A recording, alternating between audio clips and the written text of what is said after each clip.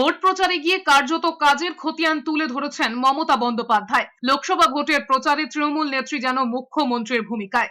আশ্বাস দিয়েছেন 1-2 বছরের মধ্যে ঘাটাল মাস্টার প্ল্যান হবে। জনগণের উদ্দেশ্যে বলেছেন আরেকটু অপেক্ষা করতে। সার্ভে শুরু করা হয়েছে, 3-4 বছরের মধ্যে মাস্টার প্ল্যান শেষ হবে। আমি দেখতে বলেছি আমার 2-3 বছর লাগবে, 1000 কোটি টাকার প্রজেক্ট, একটু সময় লাগবে, অত তাড়াতাড়ি হয়ে পড়লে হবে না। কিন্তু ও বলার সাথে সাথে আমরা কিন্তু সার্ভে করতে শুরু করেছি এবং ঘাটাল মাস্টার প্ল্যান 3-4 বছরের মধ্যে কমপ্লিট হয়ে যাবে। তিনি আরো বলেছেন রাস্তা থেকে জল সবই মানুষের কাছে পৌঁছে দিয়েছে তার সরকার, আর মিথ্যে বলে বিজ্ঞাপন দিচ্ছে বিজেপি। তিনি আরো বলেছেন 100 দিনের টাকা না দিয়ে সেই টাকায় প্রচার করছে বিজেপি, বাড়ি তৈরির টাকাও দেয় না। তার কথায় 100 দিনের কাজ করে যারা বঞ্চিত হয়েছেন তাদেরকে টাকা দিয়েছে রাজ্য। জব কার্ড হোল্ডাররা যাতে কাজ পায় সেই ব্যবস্থাও করা হয়েছে।